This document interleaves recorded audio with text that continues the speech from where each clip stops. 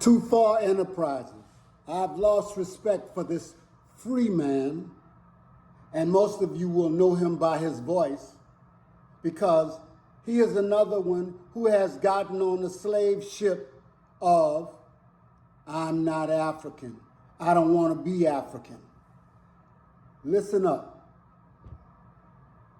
I don't mind the term African American. I don't want to be called African American. What's up? I'm not African. Very strong. I'm not African is what this man just got through saying. And it's kind of funny because we don't want to be African, but our plight here in the United States mirrors exactly the plight of Africans over in Africa. Okay? Now, I'm going to tell you the reason why I said this. But before I do, I want to say that Africa is the largest landmass and the richest continent. And also, they have 400 million diaspora. 1945, 13 Jewish men got together in a little library and they made it a point to unify and pool their money together, whether they like each other or not. And out of that small group of men, they are now some of the rulers and puppeteers, puppet masters. Okay, they pull the strings to this country and countries all over the world. They are the financial backing of some of the most powerful governments in this world. And so black folks need to take a page out of that book because Africa and U.S. blacks need to overcome their colonial legacy and achieve economic independence.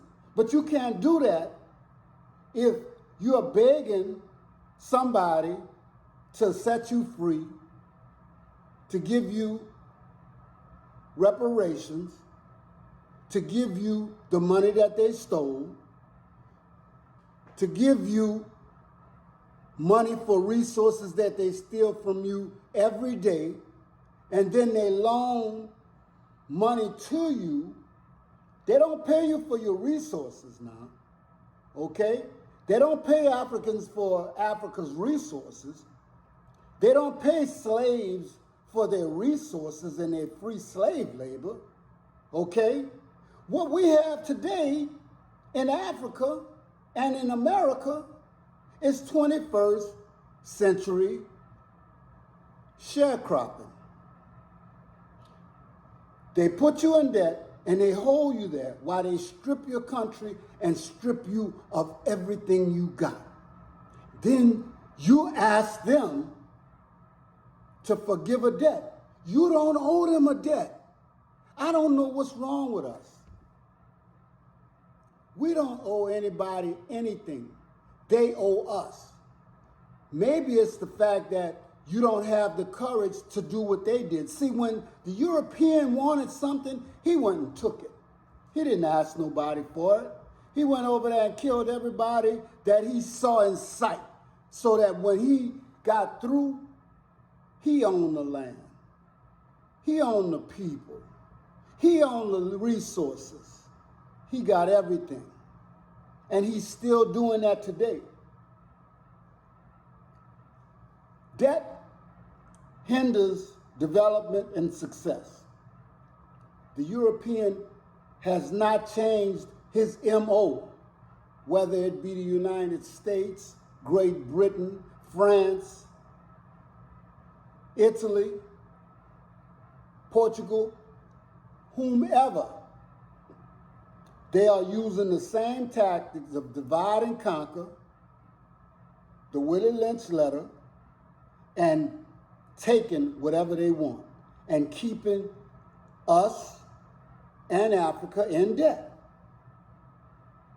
They get to use our resources, take our resources, and then loan you money off of your resources that they sold, so they get paid twice on your resources. I asked one day if you were sick and tired of being sick and tired. You see, pain has to be so great that you want to make a change. We have women speaking for our nation now that sound much more articulate and steadfast in trying to get what we are owed and what we need to become great again. You see, Trump had it right. You know, when he said, let's make America great again, he was right, but not the America that he's talking about. You see? Because if we can't be included and sit at the table with the decision makers, then we need to take a page out of the Europeans' book. If he can't sit at the table with the decision makers, he'd rather destroy something. Now, I'm not advocating for that, but I'm not advocating for us getting the crumbs and being under the table, getting fed like a dog. Look at some of these movies that I ask you to look at sometimes so that you can get angry enough and you can get motivated enough to do something about it, to come together. Ice Cube was on a video the other day and he talked about voters. Black people give their vote away and ask for nothing. And if they do, they don't get it. So let me tell you about something that never happened but was one of the greatest ideas that I've thought I've heard in a long time. Ex-Mayor Maynard Jackson, I believe, from Atlanta, suggested one day that black folks need to get a voter card with 20 questions that they need to ask everyone who wants their vote. They need to carry that around. We need to put it in the newspaper. We need to put it on the internet. We need to put it on the polls, telephone poles, barbershops, groceries. Everybody needs to have a card. So when people ask you for your vote, you ask them 20 questions, and if they pass the test, you vote for them. But before you let them go, you make sure that for your vote, you get needs for your community taken care of, education for your children, food on the table, respect when you walk down the street, not getting shot down like a dog. You get something for something, okay? Your vote is not to be bought. You use your vote to build up your community.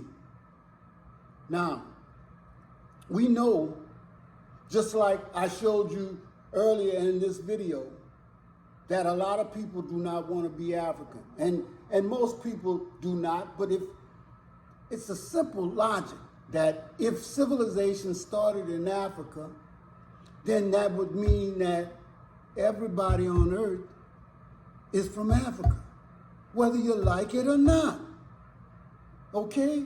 And I'm not gonna be fighting with, intelligent people because I thought this man, I had a lot of respect for him.